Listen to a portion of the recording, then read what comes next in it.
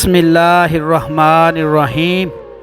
الصلاۃ والسلام علیک یا سیدی یا رسول اللہ وعلی آلک و اصحابک یا سیدی یا حبیب اللہ۔ السلام علیکم ورحمۃ اللہ وبرکاتہ۔ فبأی آلاء ربکما تکذبان۔ اللہ پاک دو جہاں کی خوشیاں آپ کی جھولی میں ڈال دے۔ حق بہو آفیشیل چینل کے ناظرین کو آپ کا میزبان خالد قمر خوش آمدید کہتا ہے۔ آپ سب دوستوں کو جشن عید میلاد النبی صلی اللہ علیہ وآلہ وسلم مبارک ہو۔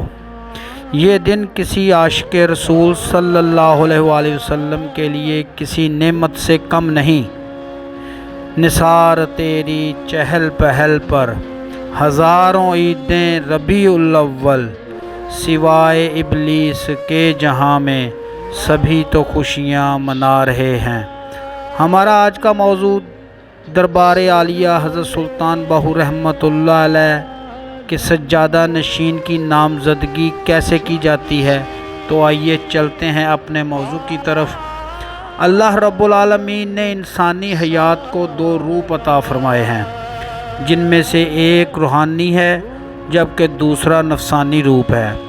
ان دونوں کے طور طریقے الگ الگ ہیں اور ان کی منازل بھی مختلف ہیں۔ نفسانی روپ پر غور کرنے سے یہ بات واضح ہوتی ہے کہ کسی گروہ، کسی آبادی یا کسی ملک کا سربراہ منتخب کرنا ہو تو یہ دیکھا جاتا ہے کہ ان میں سے مال و دولت کس کے پاس زیادہ ہے، ان میں سے وجودی طور پر کون طاقتور ہے، یا افرادی قوت کس کے پاس زیادہ ہے۔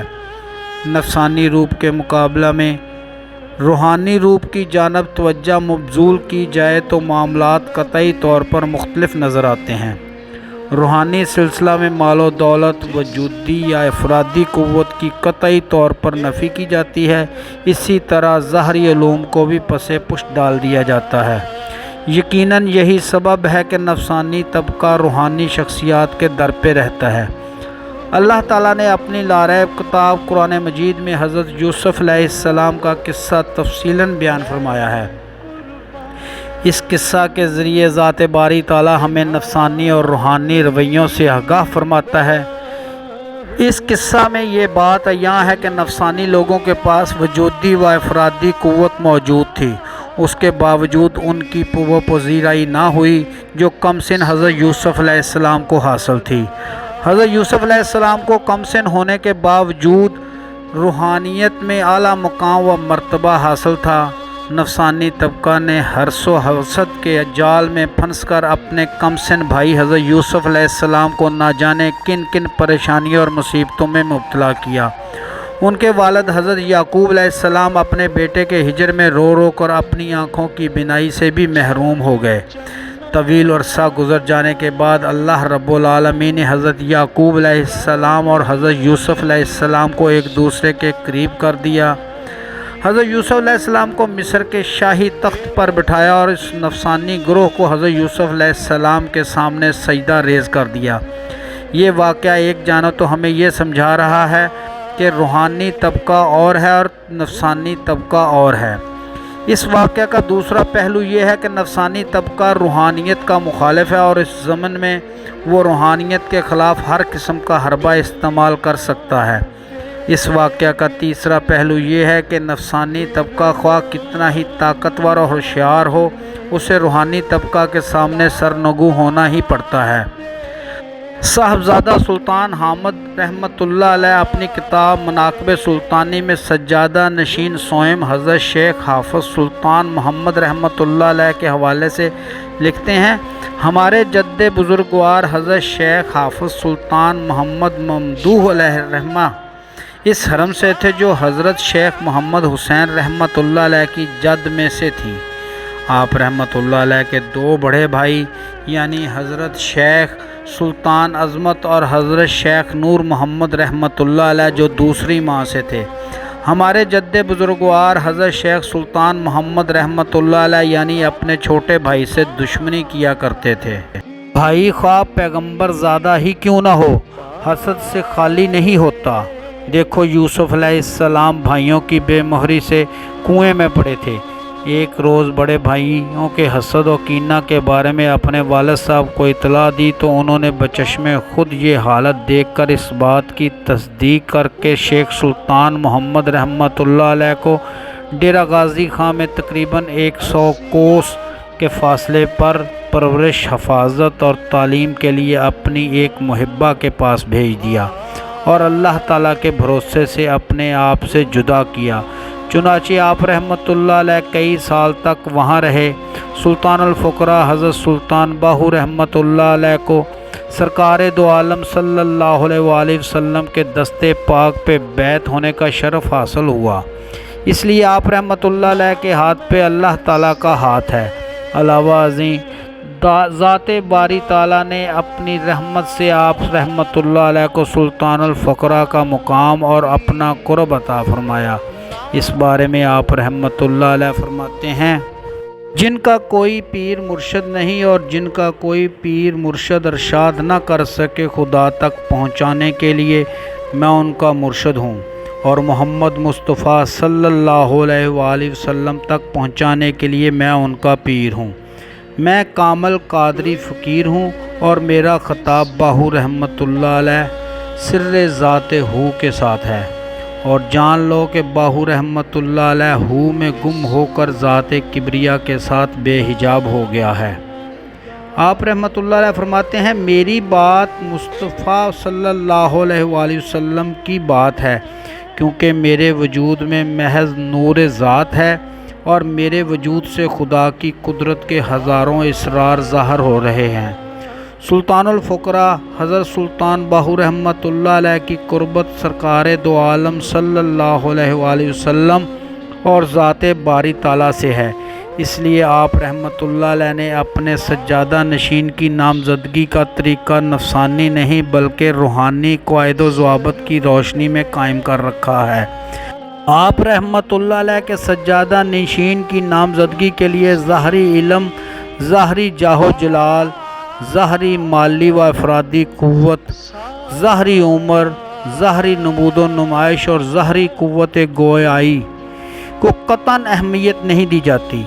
آپ رحمۃ اللہ علیہ نے اپنے پہلے سجادہ نشین کے لیے اپنے بڑے فرزند سلطان نور محمد رحمۃ اللہ علیہ کو نامزد نہیں فرمایا، بلکہ اس سے چھوٹے فرزند سلطان ولی محمد رحمۃ اللہ علیہ کی نامزدگی فرمائی ہے۔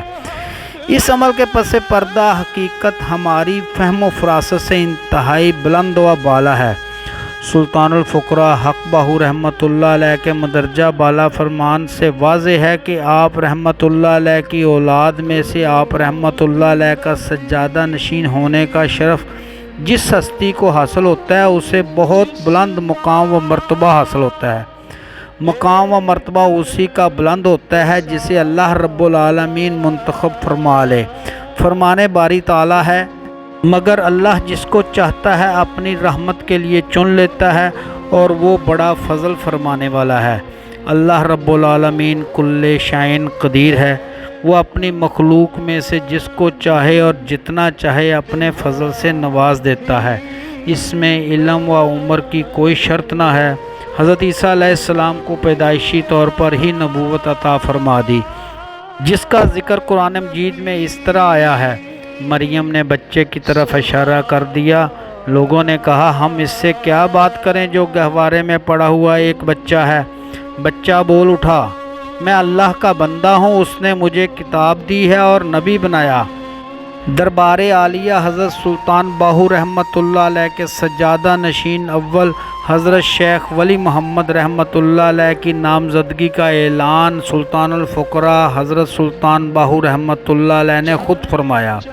ازاں بعد آئندہ سجادہ نشین کا اعلان سجادہ نشین وقت ہی فرماتا ہے۔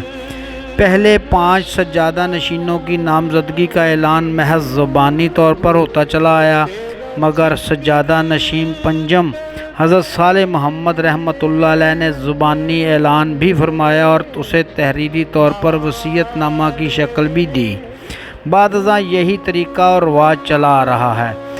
بظاہر تو سجادہ نشین وقت ہی آئندہ سجادہ نشین کا اعلان فرماتا ہے، مگر یہ کام حق باہو رحمۃ اللہ علیہ غوث اعظم رحمۃ اللہ علیہ، سرور کائنات حضرت محمد مصطفیٰ صلی اللہ علیہ وآلہ وسلم اور اللہ رب العالمین کی منظوری کے بغیر ممکن ہی نہیں ہوتا۔